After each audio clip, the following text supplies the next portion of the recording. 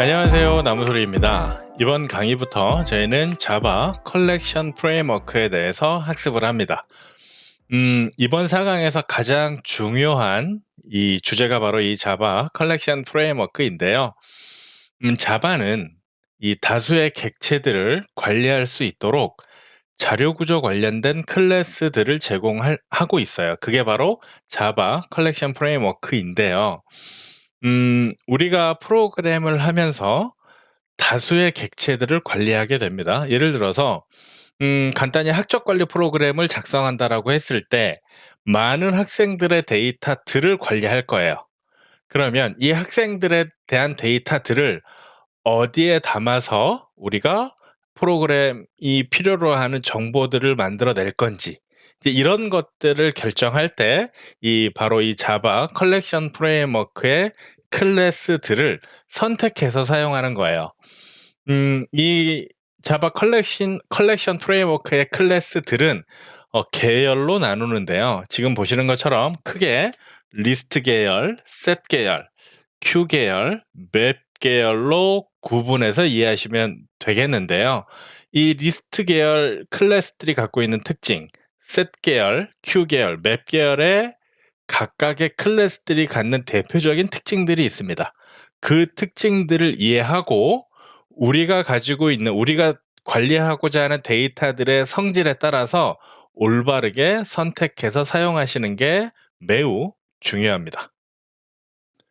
지금 교재에서 보시는 이 다이어그램은 이 코어 컬렉션 인터페이스들, 즉 우리가 앞으로 사용할 다양한 자료 구조 클래스들이 있어요. 어레이 리스트라든지 해시맵이라든지 해시셋이라든지 다양한 종류의 클래스들이 있는데요.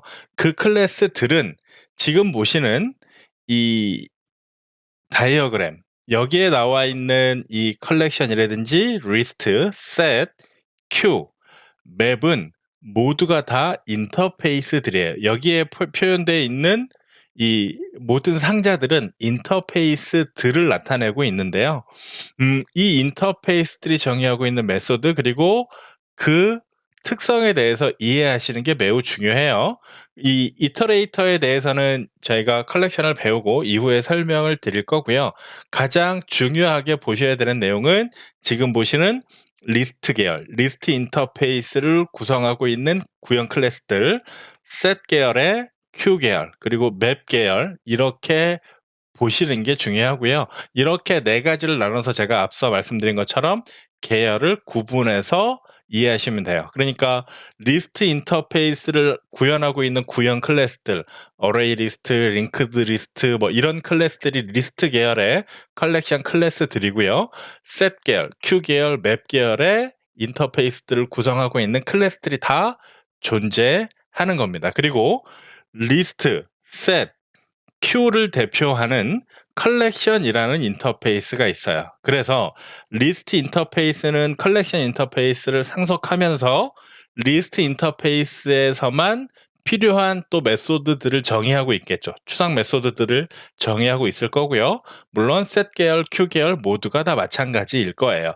그러니까 이 인터페이스들의 특징들을 먼저 우리가 살펴보고요. 그리고 관련 클래스들을 직접 사용해 보는 그런 내용으로 수업을 진행하겠습니다. 간단하게 컬렉션이나 리스트, 셋, 큐, 맵에 대해서 이 교재에 설명이 간단하게 나와 있는데요.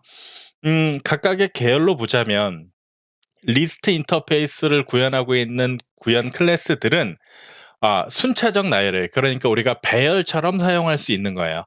배열 대신에 사용할 수 있는, 우리가 기존에 배열로 사용했던 것들을 이 리스트 인터페이스를 구현하고 있는 구형 클래스들을 통해 사용할 수 있어요. 그리고 셋 계열의 클래스들을, 즉 컬렉션 클래스들은 객체들을 저장할 때 이 동일한 객체들이 저장되지 않는, 즉 중복을 허용하지 않는 객체들의 집합은 셋 계열의 이 인터페이스를 구현하고 있는 클래스들이고요. 그리고 이제 맵 계열은 데이터들을 집어넣을 때 키값과 밸류값, 이렇게 쌍으로 데이터를 저장을 해서 데이터를 어떤 특정 객체가 있는지의 여부, 그리고 그 객체를 꺼내는 작업이 다른 이 계열의 이 컬렉션 클래스들보다 매우 수월한 구조의 이 컬렉션 클래스예요. 잠시 빼먹었는데 이제 Q 계열은 우리가 입력한, 즉 이 컬렉션 클래스들에다가 객체들을 막 집어넣을 거예요. 그런데 가장 먼저 집어넣은 것이 가장 먼저 나오는 구조. 그러니까 뭐 예를 들어서 어떤 이벤트와 관련된 어떤 처리를 한다 그러면 그 이벤트들에 대한 메시지, 즉 그런 이벤트들은 큐 같은 어떤 컬렉션에다 쭉 넣어 놓으면 우리가 따로 어떤 작업을 하지 않아도 가장 처음 들어간 이벤트부터 우리가 꺼내서 확인할 수 있게 되는 그런 구조가 큐 인터페이스를 구현하고 있는 구현 클래스들의 특징입니다. 저희가 이런 자바 컬렉션 프레임워크를 잘 알고 있어야 되는 이유는요. 우리가 데이터들을 저장할 때 이 데이터의 특성들은 다 다를 거란 말이죠. 그러면 이런 데이터들을 어떤 자료 구조의 데이터에다가 컬렉션 프레임워크 클래스에다가 저장하는지에 따라서 프로그램의 성능이라든지 이런 부분이 크게 차이가 날 수가 있어요. 그래서 다음과 같은 내용들을 고려하고 컬렉션 프레임워크 클래스들을 선택해야 되는데 간단하게 보시면 저장 객체, 즉 우리가 저장하고자 하는 객체에 대해서 추가, 삭제와 같은 데이터의 변경이 자주 발생하는지, 그리고 데이터들을 객체들을 쭉 저장했는데 무엇보다 빠른 탐색이 필요한 데이터들인지, 그리고 데이터들을 저장할 때 메모리를 최대한 효율적으로 관리하고자 하는지, 이런 여러 가지의 고려사항들을 토대로 우리가 자바 컬렉션 프레임워크 클래스들을 선택해서 사용하는 거예요. 한 가지 예를 들어보면, 자, 저희가 학적 관리 프로그램을 작성한다라고 가정을 하겠습니다. 그러면 자, 한 학년에 학생들이 예를 들어서 1000명이라고 가정을 할게요.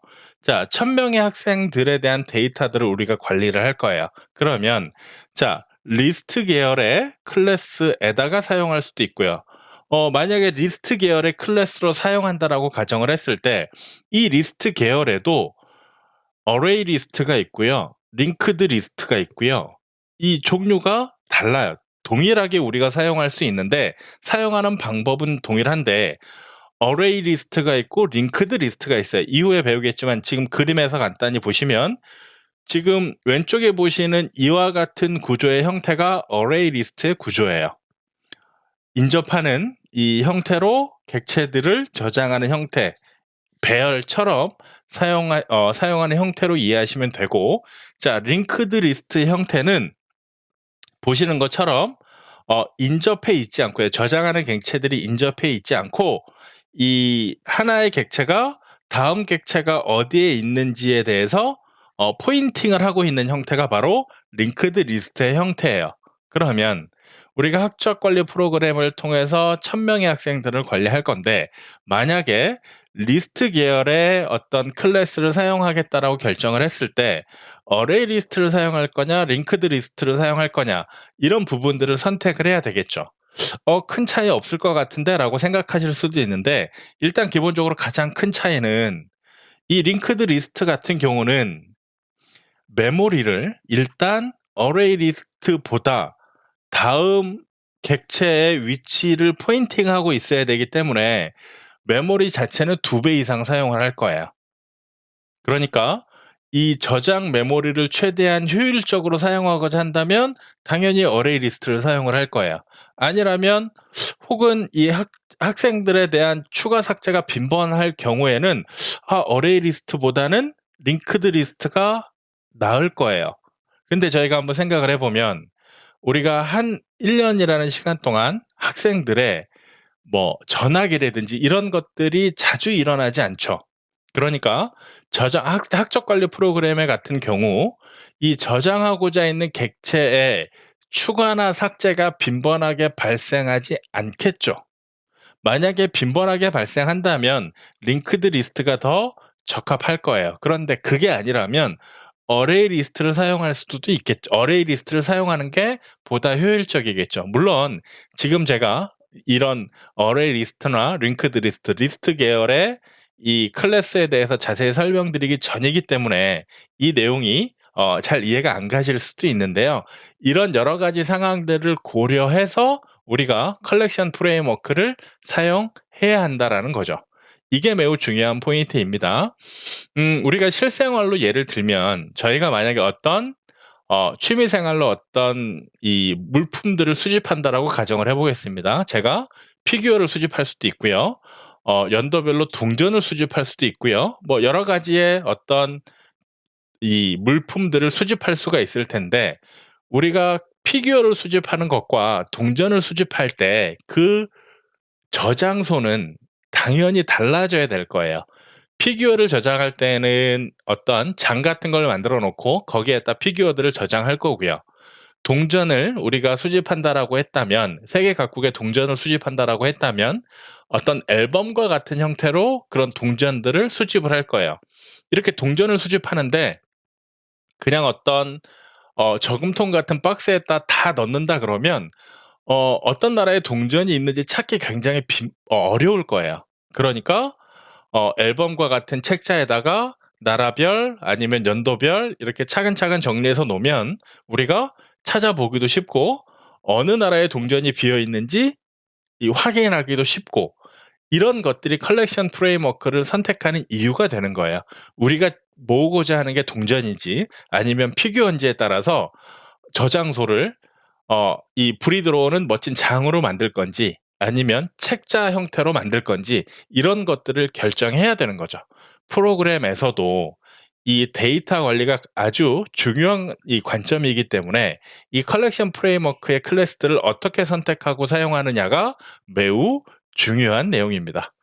자, 그래서 이제 다음 강의부터 이 자바 컬렉션 프레임워크에 대해서 자세히 볼 텐데요. 물론 그 전에 제너릭에 대한 개념부터 먼저 설명을 드릴 텐데 앞으로 진행하는 컬렉션 프레임워크의 내용들은 이런 관점에서 각각의 특징들을 잘 이해하고 보셔야 된다라는 걸 먼저 여러분들께서 꼭 이해해 주시길 바랍니다.